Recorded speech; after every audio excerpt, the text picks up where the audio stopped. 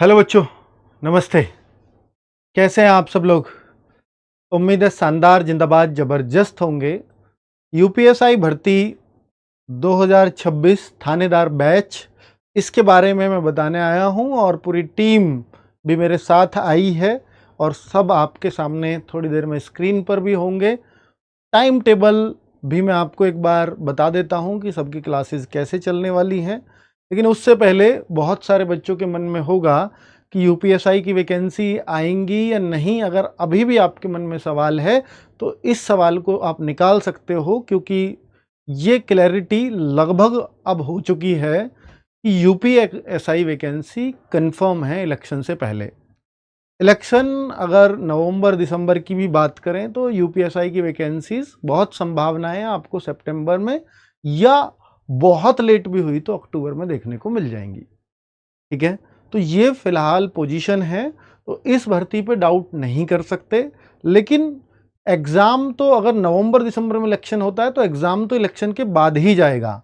बस उस केस में जल्दी एग्ज़ाम हो सकता है अगर इलेक्शन फरवरी मार्च में जाता है। तो दो ही संभावनाएं इलेक्शन की, या तो फरवरी मार्च में होगा या नवंबर दिसंबर में होगा। तो मैंने दोनों ही कंडीशन में आपको बता दिया कि यूपीएसआई की वैकेंसीज तो पहले ही आने वाली हैं। ठीक है, तो अब इस पर डाउट मत करिए। कितनी वैकेंसीज आएंगी ये एक डाउट का विषय है, क्योंकि जो सामान्यतः आंकड़ों के हिसाब से लग रहा है वो 3,000 के आसपास दिखता है, लेकिन जो खबरों से पता चल रहा है वो 6-7 हज़ार वैकेंसीज का आंकड़ा मिल रहा है। तो इन दोनों में काफ़ी डिफरेंस है, तो एकदम पुख्ता नहीं कहा जा सकता कि कितनी वैकेंसीज आने वाली हैं।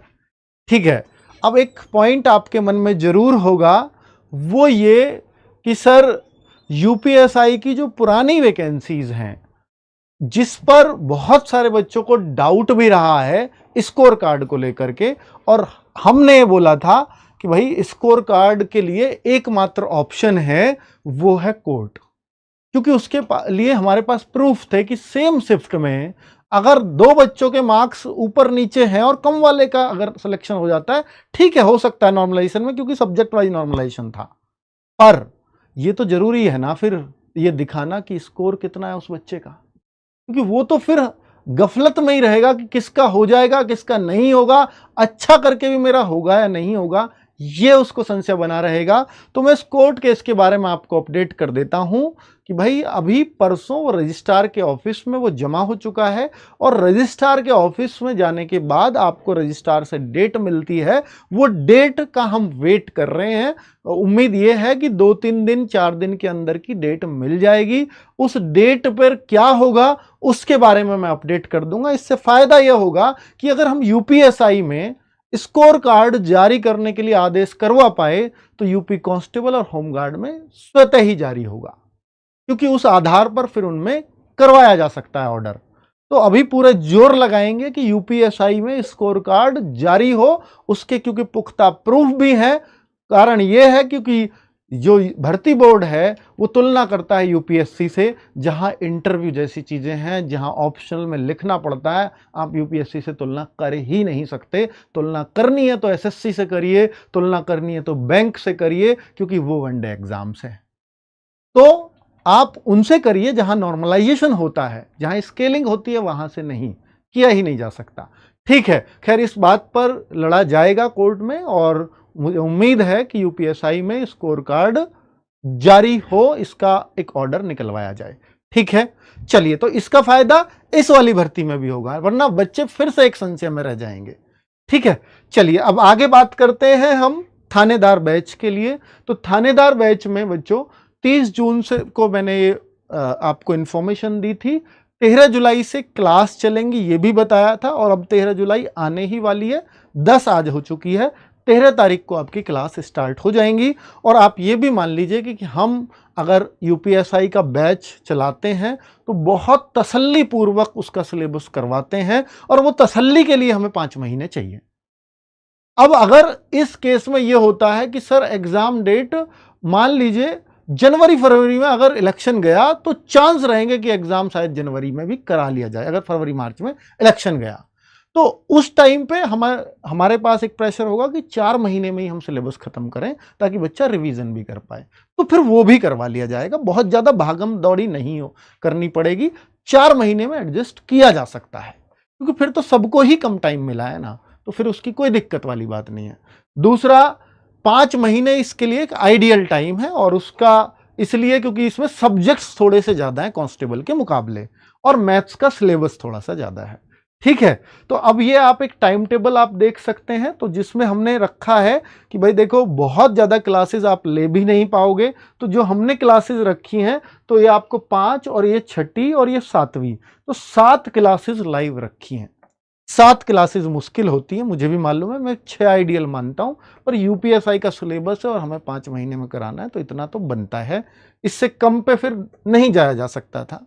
बच्चों ये थानेदार बैच है जिसका प्राइस 899 है, पिछली बार से सस्ता ही है ना, सेम प्राइस भी नहीं है, उससे भी कम पे है, और ये 20% डिस्काउंट, ये कूपन कोड आपका 15 तारीख तक काम करेगा, जो 719 में आपको दिला देगा। उसके बाद ये 899 में ही आपको मिलेगा। और आगे की चीज क्या है, फिर मैं टीम को बुलाता हूं। ये कॉम्बो है, कोई कांस्टेबल और एसआई दोनों लेना चाहता है, हालांकि एसआई का बैच लेने से आपकी कांस्टेबल की तैयारी स्वतः ही हो जाएगी, क्योंकि वही सब्जेक्ट्स हैं। लेकिन अगर कोई कॉम्बो लेता है तो उसको फायदा ये होगा कि भाई मान लेते हैं कि एसआई का एग्जाम हो गया तो हम एसआई का बैच हटा देंगे, लेकिन अगर कोई कॉम्बो लेता है तो कांस्टेबल का मान लीजिए एग्जाम नहीं हुआ, तो फिर ये दोनों बैच आपके एज इट इज बने रहेंगे जब तक दोनों एग्जाम ना हो जाए। एक फायदा। दूसरा ये कि भाई कोई कहता है कि सर मुझे आपके यूपीएसआई के बैच में ये टीचर तो बढ़िया है, दूसरे टीचर से रीजनिंग पढ़नी है, तो दूसरे वाले टीचर आपको दूसरे बैच में मिल जाएंगे, तो फिर ऑब्वियस सी बात है कि आपको टीचर्स की फैसिलिटी ज़्यादा मिल जाती है, यानी दोनों ही क्लासेस आपको मिल जाएंगी इसके अंदर। फिर आप जिससे मैथ पढ़ना चाहो, जिससे रीजनिंग पढ़ना चाहो, वो आपकी चॉइस है। ठीक है, चलो अब हम बात करते हैं बच्चों, बेहतर वही होता है वैसे जो हमने आपको बैच में दिया है, आप उसी से पढ़ेंगे तो ये आपके लिए फायदेमंद रहेगा। ठीक है, अब यहां अगर हम बात करते हैं बैच कैसे लेना है, शायद वो सबको पता है, इस बात को, इस स्लाइड को जिक्र करने का कोई फायदा नहीं है। तो यूपीएसआई के थानेदार बैच की टीम से मैं मिलवाने जा रहा हूं, सबको एक एक करके बुलाता हूं, और एक एक करके नहीं, मतलब सबको एक साथ बुलाता हूं और फिर सबसे बात करते हैं एक एक करके। प्लीज सब लोग आ जाइए। पूरी RWA टीम आप लोगों के सामने है। देखिए पोस्टर में जितनी दिख रही है उतनी बड़ी स्ट्रेंथ तो नहीं है, क्योंकि 1-2 टीचर कम है। मैं उन कम का भी नाम ले देता हूं। दिग्विजय सर तो अभी पहुंच गए हैं, इनको बड़ी मुश्किल से लाया गया है। ये अब पहले तो आते रहते थे RWA में, अब इनको बड़ी जबरदस्ती बुलाना पड़ता है। शादी ब्याह में पहुंच जाते हैं वैसे आसानी से, है ना। तो पर RWA में आने में जोर पड़ता है सर, है। तो सर जो है अभी पहुंचे, मतलब 5 मिनट भी एक्स्ट्रा ऑफिस को नहीं देंगे, सीधे गाड़ी से उतरेंगे, आगरा से आए हैं, लैंड हुए और सीधे स्टूडियो में। ठीक है, तो दिग्विजय सर पहुंच गए हैं। राम सर की क्लास चल रही है तो वो अवेलेबल नहीं हो पाएंगे, जो आपको मूल विधि पढ़ाएंगे। तो पहले तो मुझे लग रहा है कि पॉलिटी ही चलेगी, मूल विधि का तो नहीं है ना टाइम टेबल शायद। नहीं, मूल विधि अलग है, पॉलिटी अच्छा, दोनों की साथ में चला दी, इसलिए 7 क्लास हो रही हैं। तो दोनों ही चलेंगी भाई पैरेलली, मूल विधि भी चलेगी और पॉलिटी भी चलेगी। और दूसरा एक सर और नहीं है, वो हैं हमारे विनय सर और राहुल पालीवाल सर जो साइंस के हैं, धर्मेंद्र सर क्योंकि साइंस को लीड करने के लिए तो भावना मैम है ही, तो साइंस के बारे में तो उन दोनों सर की कमी पूरी कर देंगी। अब बात रहेगी विनय सर की, तो वो इकोनॉमिक्स पढ़ाएंगे, तो उनका सब्जेक्ट भी बाद में चलेगा। ठीक है, तो फिलहाल जितनी टीम है आप इससे संतुष्ट रहिए, ये वो टीम है जो आपको सिलेक्शन दिला सकती है। चलिए, तो अब एक एक करके सबसे बात करते हैं। सब लोग बहुत खुश होते हैं अगर पूरी टीम एक साथ आपके सामने खड़ी हो। मैं भी इस बात को समझता हूं, क्योंकि 13 तारीख के बाद से तो आपको एक टीचर एक ही टाइम पे दिखाई देगा। फिर ये सिर्फ तब दिखेगा जब आपको ये बेस्ट विशेस देने आएगा। कब? जब आपका एग्जाम आ चुका होगा। कल आपको एग्जाम देना है, तो आज इन सबको बुला करके इकट्ठा करके आपको आशीर्वाद देने के लिए बुला लेंगे।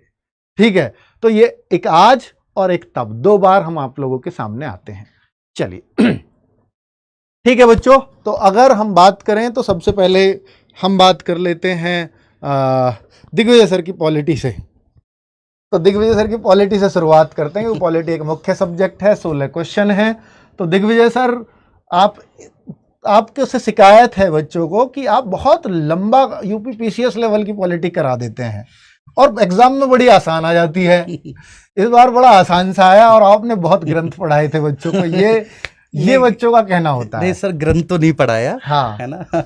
मतलब बहुत इजी लेवल की पॉलिटी इस बार पूछ ली गई, इतनी हाँ। उम्मीद नहीं थी। और सच बात तो यह है कि यूपीएसआई का एग्जाम इस बार ऐसा था कि शायद उससे कहीं ज्यादा टफ होम गार्ड का था। तो मैं भी ये सोच रहा हूँ कि जो बच्चा होम गार्ड में सेलेक्ट होकर जाएगा वो इस बार के दरोगा का सम्मान करेगा या नहीं करेगा, क्योंकि उससे ज्यादा टफ एग्जाम वो दे के आया है। ऐसे मैं कुछ बच्चों को जानता हूँ जिनका यूपीएसआई में आया है और होम गार्ड में नहीं आया। होम गार्ड में नहीं गया। हाँ सर, बिल्कुल रहा होगा, क्योंकि बहुत सिंपल पूछ रही है। लेकिन फिर भी हम तो देखो ये मान के चलते हैं कि एग्जाम बहुत अच्छे लेवल का आएगा और उसी तरह से फिर आप सब लोगों को पढ़ाते हैं। लेकिन इस बार सर मुझे ये लग रहा है कि अच्छे लेवल का पॉलिटी पूछा जा सकता है, क्योंकि पहले उनकी बहुत आलोचना हुई है भर्ती बोर्ड की कि उन्होंने बहुत सरल पेपर पूछ लिया। तो शायद हो सकता है कि इस बार बहुत अच्छे लेवल का न केवल पॉलिटी बाकी का अन्य विषय भी जीएस में आपसे पूछे जाएं। तो इस बार आपकी कमिटमेंट पहले से और ज़्यादा बेहतर होनी चाहिए और तैयारी का भी स्तर बहुत अच्छा होना चाहिए। बाकी का पॉलिटी में आप सभी को पता है, आप सब बहुत अच्छे से जानते हैं कि आप यूपीएसआई के बैच में पढ़ते हैं और यूपीएससी और पीसीएस के क्वेश्चन लगा लेते हैं। वो तो है, पीसीएस तक भी बच्चा कर जाता है तो वहाँ उसको एक आसानी हो जाती है। पर मैं चाहूंगा कि सर एक क्लास निश्चित रहे कि 70 के आसपास क्लास मुझे लगता है पॉलिटी में सफिशिएंट हो। हाँ सर, 65 से 70 क्लास में इस बार कंप्लीट कर लेंगे, कंप्लीट कर लेंगे जी बिल्कुल, हाँ, बड़े आराम सर से। का एक बात ये भी है ना, लिख के पढ़ाते हैं और आप चाहते हो कि सर एक एक शब्द लिखें, इस वजह से भी क्लासेस थोड़ी सी ज्यादा जाती है ना। हाँ सर, इस वजह से भी चली जाती है और पिछली बार पढ़ाया भी जाता था क्योंकि 100 से ज्यादा क्लास ली थी आपने पिछली बार। इनकी वो डिमांड चलती रही कि ये भी और ऐसा पढ़ा दो कि सेलेक्ट होने के बाद अगर हम पीसीएस वगैरह की तरफ जाएं तो फिर हमें कभी पॉलिटी ना पढ़नी पर अब हमें यूपीएसआई तक रहना, पीसीएस तक नहीं। ठीक है सर, बिल्कुल ठीक है सर, बहुत बढ़िया। तो एक बात कही थी अभी थोड़ी देर पहले कि ऐसे कुछ बच्चे हैं जिनका यूपीएसआई में आया, होमगार्ड में नहीं आया, पर वो बता नहीं रहे कि मैंने होमगार्ड का एग्जाम भी दिया है, क्योंकि वो वाली जो इज्जत कमाई है एसआई के पास करने वाली, वो अब होमगार्ड का ना निकलने से बड़ी बेइज्जती हो जाएगी उनकी। तो ये थोड़ा बचाना भी पड़ता है उनको, तो ऑन स्क्रीन वरना मैं बुला लेता कुछ बच्चों को, वरना वो बहुत बेइज्जती का काम है। जब वो दरोगा बन जाएंगे तब वो शान से कह सकते हैं इस बात को। अभी चूंकि फाइनल नहीं हुआ है ना, फाइनल नहीं हुआ तो थोड़ी सी इज्जत कमाई है, फाइनल में रहेंगे, एक तो तभी जाएगी, दूसरी इसलिए भी चली जाएगी होमगार्ड भी नहीं निकला था, तो ये इस वजह से बच रहे हैं वो, है ना। तो अब बात करेंगे हम ममतेज सर से। ममतेज सर, आपको हिंदी में बड़ा मांग रहे थे सारे बच्चे, कह रहे थे यूपीएसआई की हिंदी में तो हमें ममतेज सर ही चाहिए। ऐसा क्या आपने घोट के पिलाया, इनको बताओ जरा। सभी बच्चों को नमस्कार, और मैं आपका धन्यवाद करना चाहूँगा इसके लिए फिर दोबारा से मुझे चुना गया। मैं इस बार भी अपनी 100% दूंगा, बस मैं इतना ध्यान रखूंगा जिस प्रकार मैंने पिछली वाली क्लास में, पिछली वाली वैकेंसी में अपना 100% देख करके और क्लास को अपने डेडिकेशन तरीके से गुणवत्तापूर्वक क्लास को किया। और आप हिंदी भी जानते हैं, आपकी हिंदी ऐसी होती है जो स्कोरिंग सब्जेक्ट होता है, जो स्कोर को बूस्ट करता है आप लोगों का। तो भाई इसके लिए मैं इस बार भी आपके लिए कुछ विशेष करने वाला हूं, वो डेमो क्लास में आप लोगों को पता चल जाएगा कि क्या विशेष करने वाला हूं, क्या सोच रखा है मैंने। कुछ अच्छा ही सोच रखा होगा आपके लिए और बेस्ट ही सोचा है, जिससे आपको लगेगा कि हाँ हिंदी इस बार तो मैं 1-2 रचना को छोड़ करके बोलता हूं कि इस बार की 1-2 रचना मेरी पढ़ाई हुई नहीं आई, सामने बोलता हूं मैं, लेकिन हर एक शिफ्ट की, मतलब 1-2 शिफ्ट की बात करूंगा, बाकी शिफ्टों में आई है। प्रयास मेरा यह रहता कि गद्यांश तक मेरा पढ़ाया हुआ आए, ये उस हद तक कोशिश करता हूं। ठीक है, तो भाई बाकी आप विश्वास कर सकते हैं। और ये जो शब्द हैं ये यहाँ इस मंच पे बोल रहा हूं, बाकी सम्मान समारोह में आप लोगों के सामने फेस टू फेस खड़ा होऊंगा, आप मुझसे तब भी बात कर सकते हो कि सर जो आपने शब्द बोले वो वाकई में ही आपने गुणवत्तापूर्वक बोले हैं और उस पर आप अपने शब्दों पर खरे उतरे हैं, इतना मैं विश्वास दिलाता हूं। और इसके लिए प्रमाण मैं 13 जुलाई को, प्यारे दोस्तों, सुबह प्रातः 8 बजे जो है मेरी कक्षा होने वाली है, आप लोग जरूर, आपका स्वागत है। धन्यवाद। बढ़िया। तो बच्चों ये है ममतेज सर, जिनके लिए आप लगातार बोलते रहते हो कि सर हिंदी हो तो ममतेज सर जैसी। तो ममतेज सर आपको हिंदी में पढ़ाने वाले हैं। और देखिए बैच तो शायद बहुत सारे लोगों ने यूपीएसआई का निकाला, तो मुझे ये बात याद आ गई। तो लेकिन जब RWA ने निकाला तो शायद सबको बहुत ऐसा लगा कि RWA ने निकाल दिया, क्योंकि फिर लगता है ना कि एक बार RWA का आ गया तो शायद सब लोग उस तरफ शिफ्ट हो जाएंगे। तो हमारे बैच से सब लोगों को शायद बहुत दिक्कतें हुई, बच्चों को नहीं, टीचर्स लोगों को। तो पर चूंकि उनको भी मालूम है कि जब RWA अगर बैच निकालेगा तो जाहिर सी बात है कि फिर ये इससे बेस्ट टीम नहीं हो सकती, तभी तो किसी को चिंता होगी या नहीं, बताओ। तो वो चिंता जो थी वो जायज़ थी और उनकी चिंता मैं समझता हूं, इसमें कोई डाउट नहीं है कि RWA से बेस्ट बैच किसी और का हो ही नहीं सकता। हाँ, कुछ बच्चे ये जरूर कर रहे हैं कि सर 500 या 330, कुछ 551, कोई 151, कोई 11 रुपए। देखिए, अगर ये बैच अगर बात होती तो कि अगर ये भैया अब कुछ सस्ता अगर करना होता तो ये मैं उसी दिन करता, क्योंकि अब तो बहुत सारे बच्चों ने ले लिया। फिर आप देखो ना कि उन बच्चों के साथ ये इनजस्टिस जरूर हो जाएगा कि सर हमारा ही क्या दोस्त था, हमने पहले भरोसा कर लिया कि आपके ऊपर ये दोस्त था क्या, तो अब मैं कैसे संभव है कि भाई मैं अब इसको थोड़ा और सस्ता कर दूं। शायद ये पहले दिन में इतने सारे कमेंट्स देखता तो शायद कर भी पाता, तो अब संभव नहीं है। और ये हकीकत है कि ये कोई आपसे नाजायज 1 रुपया भी आपको नहीं लगेगा। जब आप इस बैच में एंटर करेंगे तो आपको ऐसे लगेगा फुल ऑन वैल्यू। और शायद इतना सस्ता करना शायद RWA ने ही सबसे पहले सबको सिखाया था। आज सब RWA से कम पे अगर कोई है भी तो शायद वो इसलिए है क्योंकि उन्हें पता है कि इनकी क्वालिटी तो मैच नहीं कर सकता, तो शायद कुछ बच्चों को कम पैसे की वजह से हम अपनी तरफ कर लें। ये कारण हो सकता है, बस इससे ज़्यादा दूसरा कोई कारण नहीं है, क्योंकि क्वालिटी मैच शायद ही कोई RWA का UPSI में कर पाएगा। चलिए, अब मैं बात करता हूँ रीजनिंग के लिए राहुल शर्मा सर से। और राहुल शर्मा सर जिस शिद्दत से, जिस सीरियसनेस से पढ़ाते हैं उसका कोई तोड़ हो ही नहीं सकता किसी भी अध्यापक के पास। तो राहुल शर्मा सर प्लीज आइए। धन्यवाद सर।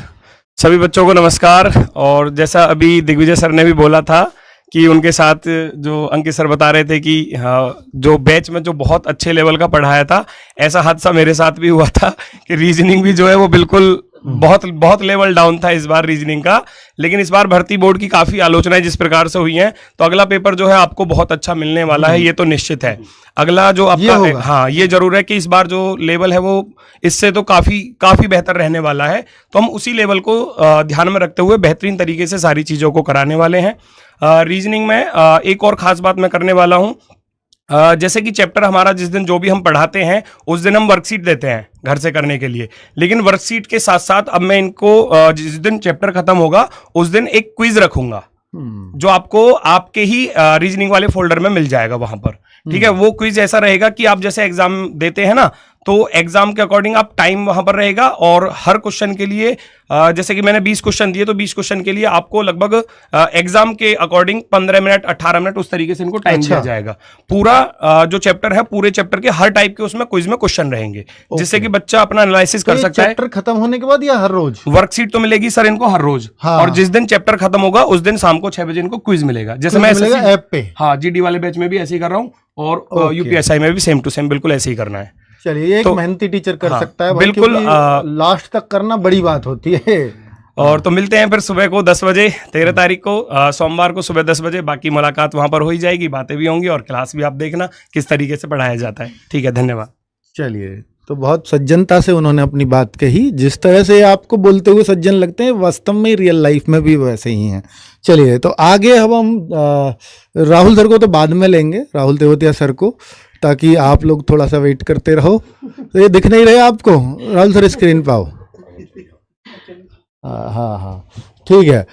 केशपाल सर आ जाओ, आ जाओ। GK शुरू हो गई अब। मैथ रीजनिंग हो गए, वो सॉरी हिंदी और रीजनिंग हो गए, मैथ को लास्ट में लेंगे, तो अब GK ही तो बची। और GK में जो केशपाल सर की बेइज्जती होती है वो शायद ही किसी और की होती हो। कारण है उसका, पढ़ा तो इतना ज्यादा देते हैं और UPG के कभी 1 क्वेश्चन, कभी 2 क्वेश्चन। एक बार तो ये आया था, कौन सा, नोएडा किस जिले में है 1 क्वेश्चन यूपी पुलिस में पिछली बार, और बस एक ही क्वेश्चन था UPG का कि नोएडा किस जिले में है। अब बताओ, तो बताओ, इनकी बेइज्जती हुई ना है कि यार इन्होंने कितना पढ़ाते हैं और कुछ पूछते नहीं। तो इस बार भी UPSI में कितना पूछा गया था वो भी बताओ, और अगली बार क्या रणनीति है आपकी। जी बहुत बहुत धन्यवाद सर। अब की बार तो एक ही क्वेश्चन ही पूछे गए। एक एक ही पूछे गए फिर से? लेकिन ऐसा नहीं है कि एक एक ही पूछे जाए। नहीं, मैं आपसे चाहता हूं क्योंकि एक एक ही पूछा जाए ये संभावना तो है ही जी, क्योंकि 2 बार हो चुका है ऐसा, कांस्टेबल में भी SI में भी। बिल्कुल। आप 40 क्लासेस के अंदर कोशिश करो कि आप अपनी यूपीजीके को खत्म कर दो, क्योंकि बच्चे को बहुत ज्यादा ना पढ़ना पड़े। नहीं 40 क्लास का ही टारगेट बनाया है और 40 क्लास में हो भी जाएगा, हो भी जाएगा अच्छे से। लेकिन हार और जीत का जो निर्धारण करेगी वो यूपीजीके ही करेगी। क्योंकि जब ऑन स्क्रीन करो, ऑन स्क्रीन। एक और बात, क्योंकि लास्ट में जब रहते हैं तो यही कहते हैं कि मैं 1 नंबर से रह गया या 1 क्वेश्चन से रह गया। अब वो एक ही है कि नोएडा किस जिले में है, वो नोएडा वाला। जी बिल्कुल। अच्छा सर मजे की बात ये, नोएडा वाला क्वेश्चन आया और नोएडा किस जिले में, ये इन्होंने पढ़ाया भी नहीं था। ये पढ़ाया था आपने, बताओ? नहीं पढ़ाया था ना? लो बताओ, ये ही नहीं पढ़ाया, बाकी सब कुछ पढ़ाया। जी जी। बाकी मिलते हैं 13 जुलाई को शाम 6 बजे, आप सभी से मुलाकात होगी। और जैसे सर ने बोला है 40 क्लास, तो 40 क्लास के अंदर ही हम अपने सिलेबस को कंप्लीट करेंगे और एकदम शानदार तरीके से करेंगे। चलिए, तो भाई देखिए, वैसे अदर स्टेट को रोकने का ये यूपी भर्ती बोर्ड को सोचना चाहिए कि यूपी के बच्चे ज़्यादा लगें, ऐसा हर भर्ती बोर्ड सोचता है, लेकिन यूपी का नहीं सोचता। क्योंकि यूपी जीके का अगर वेटेज बढ़ेगा तो यूपी के बच्चों के ज़्यादा मौके होंगे, है ना? तो ये सोचना चाहिए, इस पे विचारना चाहिए। ये तो खैर मजाक की बात हुई, 1 क्वेश्चन आया, 1.5 आया, आधा आया, 2 आए। अब होना ये चाहिए कम से कम इतना वेटेज रहे, जैसे हर कोई रखता है कि जितने भी जीके के क्वेश्चन आ रहे हैं वो 10% से कम बिल्कुल नहीं जाने चाहिए। अदर स्टेट 25% कर दे रहे हैं, है ना, पूरे पेपर का। हम कह रहे हैं जीके का ही आप 10%, कम से कम 4 क्वेश्चन तो पूछिए, वैल्यू तो रखिए कि यूपी जीके कोई चीज़ है ना? तो वो सब खत्म कर दिया आपने, तो ये एक सलाह भी है। चलिए आगे अगर हम बात करते हैं जीके की टीचर्स से, तो यहाँ पहले कंप्यूटर को ले लेते हैं। आ जाओ शिवम सर, कंप्यूटर के क्वेश्चन सर 3-4 आने लगे हैं यूपीएसआई में। तो किसी भी जीके के सब्जेक्ट से, जैसे अगर मैं बोलूँ हिस्ट्री, ज्योग्राफी, पॉलिटी, तो खैर इसमें थोड़ा सा ज़्यादा है, तो वो भी 3-4 से ज़्यादा नहीं आते, वो भी कभी 2 कभी 3, लेकिन कंप्यूटर भी फिर उतना ही इंपॉर्टेंट होगा क्योंकि 3 से 4 क्वेश्चंस पूछे जाते हैं। अच्छी बात यह है कि जो इन्होंने सिर्फ 1-2 मैराथन इसमें ली, उनसे क्वेश्चंस मिल गए थे बच्चों को यूपीएसआई में। क्यों भाई, आप बताओ इस स्टोरी को, तो ज्यादा भरोसा होगा। प्यारे बच्चों नमस्कार। जैसे सर जो यूपी पुलिस का सिलेबस है उसमें सिर्फ 2 ही टॉपिक दिए हैं, साइबर क्राइम और सोशल मीडिया जी। लेकिन इनके में प्रॉपर एक लाइन लिखी है कि जो बेसिक कंप्यूटर है वो पूछा जाएगा। ओके। तो इनके में वो चैप्टर्स भी लिखे हैं और ये भी है। तो बाकी सिलेबस से भी क्वेश्चन आते हैं, हालांकि वो बहुत कठिन नहीं आए, लेकिन जो भी चीजें हमने कराई उस हिसाब से वो आए थे। तो एक गागर में सागर हमने करी थी और इस बार टोटल 15 क्वेश्चन आए थे 4 शिफ्टों में आपके, किसी में 4, किसी में 3, किसी में 5, इस तरीके से। तो 15 में से हमने वीडियो भी डाली थी, उसमें 13 क्वेश्चन अपनी गागर में सागर में से थे, 1 में से। अच्छा जी। और इससे पहले जब 21 में हुआ था तब भी हर शिफ्ट में मतलब क्वेश्चंस आते रहे हैं और 16 में भी आए थे। पहले ये वेटेज 2 से 3 होता था, लेकिन अब ये 3 से 5 के बीच में हो गया। तो आपके एक ही मैराथन करवा दें बस? नहीं बड़ी आप तो मिलवा देते हो। नहीं। तो बताओ फिर कितनी क्लास चाहिए आपको? 15 क्लास। 15 क्लास, तो 15 तो डन है। अगर 3-4 ये मिलवाने की गारंटी देते हैं और 15 क्लासेस से देते हैं, तो फिर 15 जीके में ज्यादा क्लासेस नहीं है, है ना? 15 क्लासेस से कोई ये बोले कि वो सर मैथ्स में मैं 3-4 क्वेश्चन, तो वो कोई भी मिलवा देगा। रीजनिंग में 15 क्लासेस से 3-4 क्वेश्चन कोई भी मिलवा देगा, लेकिन जीके में 15 क्लासेस से 3-4 क्वेश्चन मिलवा देना बड़ी बात होती है। तो फिर तो ये एक सफिशिएंट चीज़ है। बहुत बढ़िया। तो मैं पूरी कोशिश करूंगा। बाकी जो भी मैं एमसीक्यूज वगैरह कुछ आपको जैसे सर वर्कशीट वगैरह देते हैं, ऐसे कुछ चीज़ें हम करेंगे। बहुत ज़्यादा समय नहीं लेंगे, 40-45 मिनट की ही क्लास होगी और बहुत कम समय देकर आप बहुत ज़्यादा आउटपुट यहाँ पर पा रहे होंगे। चलिए, शिवम सर पे भरोसा है बच्चों को और कंप्यूटर के एक बेहतरीन शिक्षक हैं, इसमें कोई डाउट ही नहीं है। अब हम बात करते हैं कि हमारी हिस्ट्री और ज्योग्राफी के लिए, तो हम सबसे पहले इसमें ज्योग्राफी शुरू कर रहे हैं सर, हिस्ट्री बाद में करेंगे। आपकी एक क्लास तो बढ़ जाए क्योंकि आपकी ऑलरेडी काफ़ी क्लास चल रही हैं, पर ये सर यूपीएसआई में पढ़ाने के लिए बड़े ही उत्साहित दिखे मेरे को। और ये दिखे सर, आपने मुझे यूपीएसआई में मौका दिया तो मुझे साबित करने का मौका मिला है खुद को।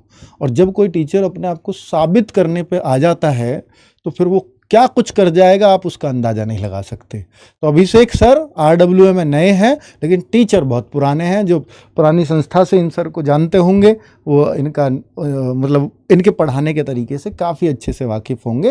लेकिन UPSI में आप इनके पढ़ाने का जलवा 13 तारीख को आप ज़रूर देख लीजिएगा, 13, 14, 15। पहले इसलिए मैं ज्योग्राफी की जिम्मेदारी दे रहा हूँ, फिर बाद में हम हिस्ट्री की तरफ जाएंगे। तो sir please. Thank you so much sir, और सभी बच्चों को भी नमस्कार। देखिए जीके जैसे ज्योग्राफी का वेटेज जो है उसमें क्योंकि टोटल अगर हम जीके को मिलाएंगे तो उतना ज़्यादा तो नहीं है, लेकिन फिर भी 3 क्वेश्चन, 4 क्वेश्चन, 5 क्वेश्चन तक रहते हैं। दूसरी एक और बात है, ज्योग्राफी का सिलेबस जो है ना वो थोड़ा बड़ा है। इंडियन ज्योग्राफी का भी है, वर्ल्ड ज्योग्राफी का भी है। SI की अगर हम बात करेंगे तो उसमें वर्ल्ड ज्योग्राफी के सवाल भी ठीक ठाक ही पूछे जाते हैं। मैपिंग वगैरह से भी सवाल आते हैं, जैसे स्ट्रेट वगैरह हो गई, ये सब मैपिंग का ही है पूरा का पूरा। तो इन सब चीज़ों को विद मैपिंग और जो PYQ हैं वो बहुत सारे क्वेश्चंस को करते हुए और पूरा बेहतर तरीके से हम इसको कवर करेंगे, क्योंकि ज्योग्राफी बहुत बड़ा सिलेबस है और मैं प्रॉपर आपको हैंड रिटन मैपिंग उन चीज़ों को लेकर के चलूँगा। तो ऑलमोस्ट इसको एक बेहतर तरीके से कवर करने का प्रयास हम करेंगे, है ना। रही बात यह है कि PYQ जितने आए हुए हैं वो सारे इंक्लूड करेंगे, और जैसे सर ने बताया कि वर्कशीट हो गई या फिर क्विज वगैरह हो गई, तो ये प्रयास भी हम करेंगे ताकि आपका GK के क्वेश्चंस आपके ना छूटें।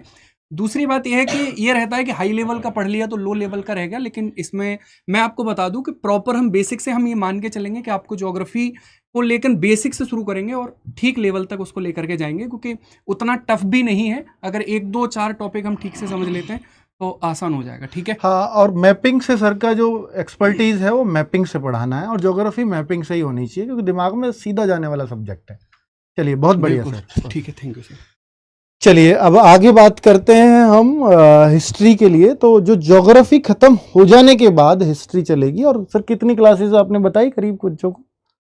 55 नहीं, 55 थोड़ा ज़्यादा है, क्योंकि मुझे लगता है कि 2 ही क्वेश्चन UPSI में आएंगे, और हमें कोशिश करनी है प्रीवियस ईयर और इन सबको आधार मान करके यूपी के और एग्जाम्स को और भर्ती बोर्ड को देखते हुए कि हम 40 क्लासेस से ज़्यादा ज्योग्राफी में ना लें।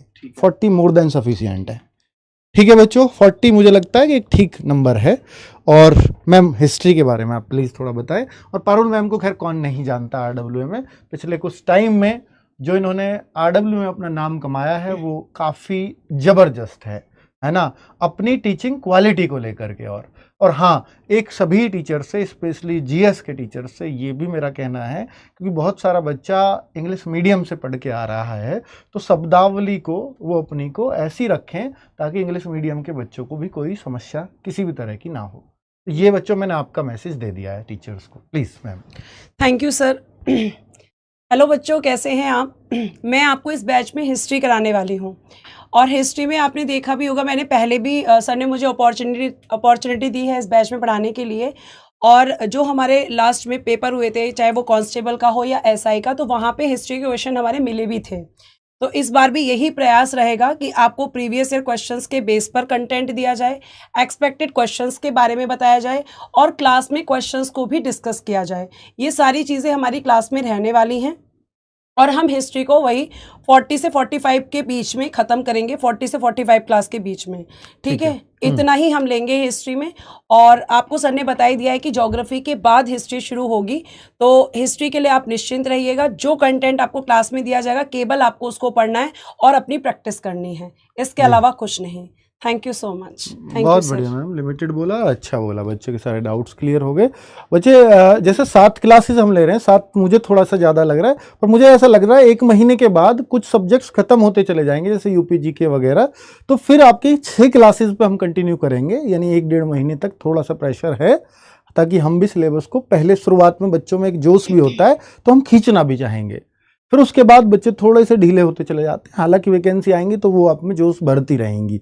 चलिए आगे अगर बात करते हैं तो साइंस की, और साइंस का भी वेटेज मैम ही बताएंगी, और कितना बायोलॉजी का वेटेज है ये भी बताएंगी। और बात करेंगे फिजिक्स केमिस्ट्री की, तो वो दोनों टीचर्स मैम से बाद में ही क्लास ले रहे होंगे, लेकिन साइंस भी अभी थोड़ा बाद में ही स्टार्ट होगी, अभी शुरुआत में वो भी नहीं चलने वाली है। हाँ, स्टैटिक जीके के लिए सोनवीर सर भी आपको यहाँ नहीं दिखाई दे रहे होंगे, तो सोनवीर सर पर क्लास में ज़रूर टाइम से मिलेंगे, तो उनकी भी डिमांड बच्चे कर ही रहे थे। और स्पेशल टॉपिक्स अगर कुछ होंगे तो वो भी सब सोनवीर सर स्टैटिक जीके वहीं कवर कर रहे होंगे। भावना मैम प्लीज़।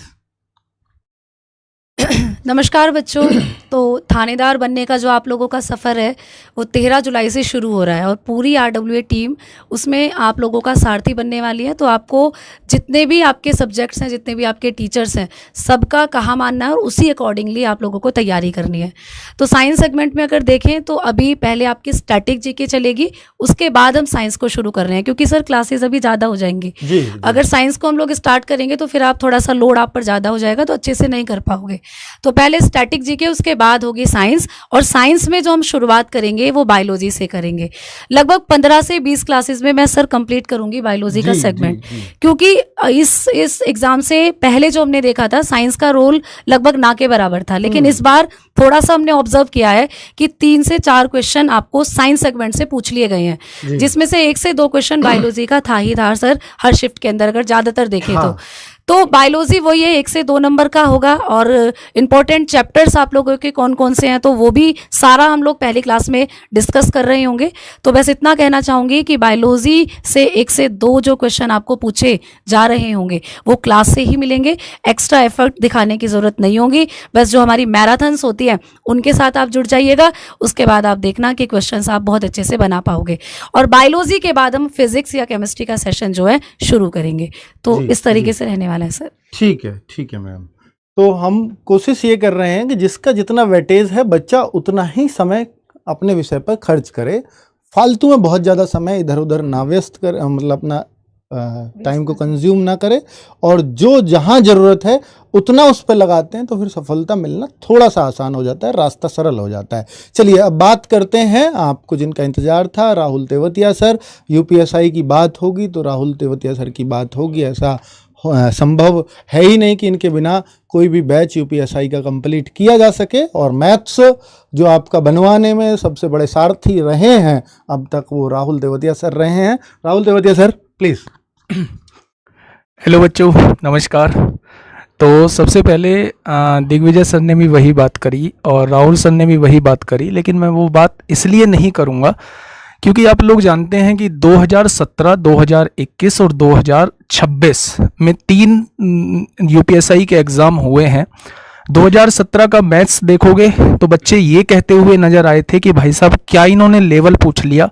मैथ्स का जो लेवल था वो बड़ा बढ़िया पूछा गया था, बड़ा बढ़िया पूछा गया था 2017 में।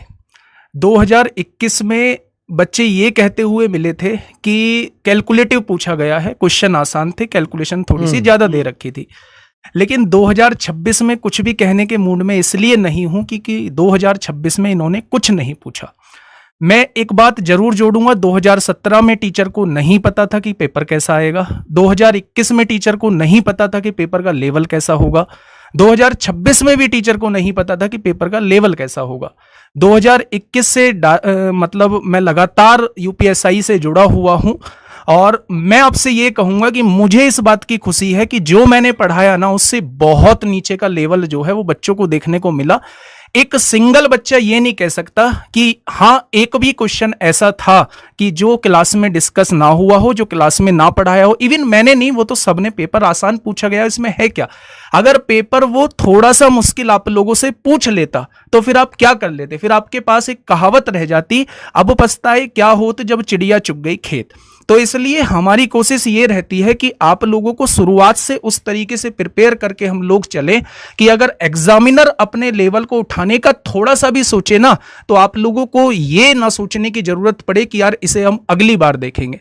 अगली बार कुछ नहीं होता ना, आपको पता है कि वैकेंसी अगली बार कब आएंगी, जो करना है इस बार करना है। और एक और बात मैं आप लोगों को बता दूं मेरे भाई कि ये सबसे सही टाइम है, क्योंकि मैंने 2021 में भी देखा था, बहुत सारे बच्चे देखते हैं कि अभी तो वैकेंसी का ही नहीं पता है, कोर्स तभी ले लेंगे। भाई कुछ नहीं हो पाता बाद में, है ना।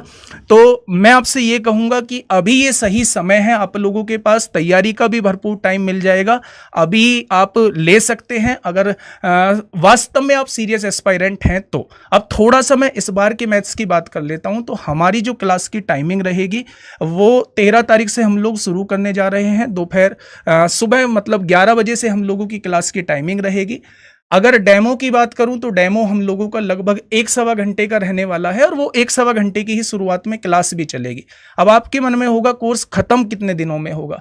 तो कोर्स मतलब ऐसा नहीं है कि अब इस 2026 के पेपर को देखते हुए हम बहुत कम क्लासेस में बहुत ऊपर ऊपर से चीज़ों को पढ़ाते चलें, क्योंकि मैं उस लाइन से बचता हूं जो बच्चा आके ये बोलेगा जी आपके पढ़ाए हुए में से कुछ नहीं आया। एक बार को उस बात को हम लोग सह लेंगे कि पेपर आसान पूछा गया था, आपने बहुत अच्छे से पढ़ा दिया, वो बात हमारे लिए ठीक है, लेकिन ये नहीं सहा जाएगा कि आपने बहुत लो लेवल का पढ़ा दिया और पेपर ने अच्छा खासा पूछ लिया।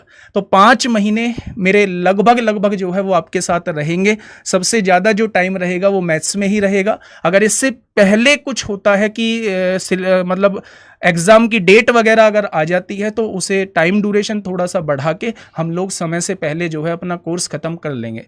वर्कशीट वगैरह की रही, वो आपको पता ही है कि चैप्टर ख़त्म होने के बाद 50, 60, 70, 80 क्वेश्चन जितने भी पॉसिबल होंगे वो सारे हम लोग करने वाले हैं। बहुत आराम से हम लोग चलने वाले हैं और सच में आपको मज़ा आने वाला है। और मुझे भी अगर सबसे ज़्यादा किसी बैच में मज़ा आता है तो वो यूपीएसआई ही है। और मेरा मतलब ये मान लीजिए कि मेरा ड्रीम बैच होता है और मुझे सबसे ज़्यादा खुशी मिल रही होती है जब यूपीएसआई का बैच स्टार्ट हो रहा होता है।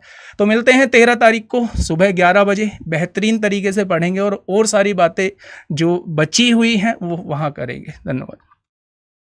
और सर मेरा आपसे कहना है कि हमें थोड़ा सा उन चैप्टर को थोड़ा संजो के चलना है, क्योंकि प्रोबेबिलिटी, परमुटेशन, कॉम्बिनेशन ऐसे कुछ सेट थ्योरी वगैरह इसमें होते हैं सिलेबस में। तो 2021 से वो पूछे नहीं गए, 17 में शायद पूछे थे, तो उस पे आपकी क्या रणनीति सर? 2017 में पूछे गए थे। हाँ। 2021 में मैंने सबसे ज्यादा ध्यान जो दिया उन्हीं चैप्टर्स पे दिया, लेकिन वो पूछे नहीं गए। अब 2026 बच्चों ने पढ़े भी उस टाइम पे, बहुत पढ़े, तो मतलब बहुत ज्यादा वीडियो तो डिमांड ही नहीं थी। नहीं सर, डिमांड थी। लास्ट में मैंने आपसे भी डिस्कस किया था कि सर ने कहा था कि मुश्किल लग रहा है मुझे, इनसे क्वेश्चन पूछे जा सकते हैं, आप एक काम करना बिल्कुल लास्ट में कुछ दिनों में 5, 7, 10 दिन 15 दिन में इन्हें करा देना, पर अभी बच्चों पर बोझ मत डालो। वैसा ही मैंने किया, पर आप लोगों ने शुरुआत में इतनी हालत खराब कर दी कि सर वो कब कराओगे, लेकिन पूछा इस बार भी नहीं गया। तो मैं फिर से बता दूं इस बार कि एग्जाम के नजदीक करेंगे उन चैप्टर्स को, probability, permutation, combination, statics, set theory, quadratic equation, ये 5 चैप्टर्स जो हैं वो एग्जाम के नजदीक करेंगे। अभी शुरुआत में इनके बारे में सोचेंगे भी नहीं। बच्चों आए तो उनसे ज्यादा से ज्यादा 2-3 क्वेश्चन आएंगे, जैसा पहले भी रहा। तो उन 2-3 क्वेश्चंस के लिए हम पूरे मैथ्स को नहीं खराब कर सकते अपने को, क्योंकि वो ऐसा है, वो डराने वाले चैप्टर्स होते हैं। अगर उसको शुरू में कर दिया जाएगा तो बच्चों को लगेगा मैथ्स इतना भी मुश्किल होता है क्या, तो इसलिए अभी उनको कराने का कोई अर्थ भी नजर नहीं आता। तो इसलिए उन पर उतना टाइम देंगे जिसकी प्रोबेबिलिटी बहुत कम है आने की, क्योंकि हम देख चुके हैं पिछली 4 भर्तियों से तो 25% चांस है कि वो आएंगे, पर चूंकि चांस है इसलिए कराएंगे तो जरूर, पर उस पर बहुत समय नहीं देना चाहिए। आप लोगों को भी 10-15 क्लासेस लीजिए और ख़त्म करिए, क्योंकि जो बेस आया भी तो शायद बेसिक क्वेश्चन आएगा और बेसिक को 10-15 क्लास से बच्चा निकाल जाएगा। बच्चों वैसे हम उसको करने वाले हैं, ठीक है। वैसे देखिए सर, बात अगर करें कि अगर यूपीएसआई की जहाँ तक हम बात करते हैं, तो बहुत सारे बच्चों को ये है कि सर मैथ्स भी इस बार आसान पढ़ाना या रीजनिंग भी आसान पढ़ाना, वो संभव नहीं है। वो करना भी हम लोगों को नहीं चाहिए, क्योंकि हो सकता है भर्ती बोर्ड अपनी ईगो पे ही इस बात को ले जाए कि बड़ा आसान आप लोगों ने बताया था, अच्छा पेपर को आसान बता रहे हो, तो तुम्हारी कोचिंग वालों की ही हम इस बार नैया पार करवा देते हैं, बच्चों की तो बाद में देखी जाएगी। इस बार क्योंकि हर कोचिंग वाले ने यही बोला है और वो भर्ती बोर्ड तक हर किसी की बात पहुंचती है, ऐसा नहीं है कि वहां तक नहीं बात पहुंचती। तो सबने भर्ती बोर्ड को धुतकारा है और ये कहते हुए किया है कि यार तुमने यार गधे घोड़े को सबको एक जैसा कर दिया। जिसने बहुत अच्छी भी तैयारी करी तो बहुत अच्छा स्कोर कर जाएगा, इस बात की गारंटी नहीं थी इस पेपर में, है ना। और जिसने बहुत अच्छी तैयारी ना भी करी हो वो भी अच्छा स्कोर कर जाएगा, ये भी संभव हुआ था इस पेपर में। तो इस वजह से भर्ती बोर्ड को ये तो ध्यान रखना ही चाहिए कि यार आप एसआई का पेपर ले रहे हो तो कम से कम वैसे क्वेश्चंस पूछो भी। तो अगर भर्ती बोर्ड ने ये सारी बातें सुनी होंगी तो उनको भी लगा होगा कि इस बार तुम्हारा ही नंबर लगाते हैं, तो फिर आपको पेपर शायद थोड़ा दमदार देखने को मिल जाए शायद। पर देखिए, चाहे आसान आए चाहे मुश्किल आए, अगर हमें जंगल में गीदड़ का भी शिकार करना होगा तो हम हथियार तब भी शेर के रख के चलते हैं। तो ये होना ही चाहिए, वरना अगर वो नहीं चलेंगे तो फिर आप अगर शेर सामने आ गया तो फिर आपके पास मरने के अलावा कोई दूसरा ऑप्शन नहीं है, है ना। तो इसलिए हमें ये ऑप्शन तो साथ में लेकर के चलना ही पड़ेगा कि हमें हर लेवल के क्वेश्चन से जूझें, लेकिन इसमें आसान क्वेश्चनों पर भी बहुत अच्छे से गौर करें ताकि बेसिक बच्चा भी अच्छे से मैथ्स पे पकड़ बना पाए। तो 5 महीने एक सफिशिएंट टाइम है मैथ्स पे अच्छी पकड़ बनाने के लिए। ठीक है बच्चों, तो चलिए हमारी सबकी बातें पूरी हो गई हैं और मुझे लगता है कि यूपीएसआई से जो कुछ आपकी एक्सपेक्टेशंस हैं, इस बैच से जो एक्सपेक्टेशंस हैं, वो सब हम आपको पूरी करके देंगे। सिलेक्शन तो देखिए उतना ही होगा जितनी वैकेंसीज होंगी, क्योंकि बच्चे तो ज़्यादा ऑब्वियसली बैच में ही कई गुना बच्चे होते हैं वैकेंसीज का, तो फिर सबका सिलेक्शन तो संभव है ही नहीं। अगर मैं ये बोलूं कि मैं सबका सिलेक्शन करा दूंगा जिन्होंने भी बैच लिया होगा, तो वो एकदम झूठ ही होगा, है ना, क्योंकि बच्चों में कंपटीशन है और उनमें भी बैच वाले बच्चों में ही कंपटीशन है। पर बैच से बहुत फायदा हो यूपीएसआई के एग्जाम में, ये कोशिश हम लोग करेंगे। अगर आपने शिद्दत से मेहनत की तो आपके पास सिलेक्शन भी होगा, इस बात की भी गारंटी है। चलिए बच्चे, थैंक यू वेरी मच, नमस्ते पूरी टीम की तरफ से।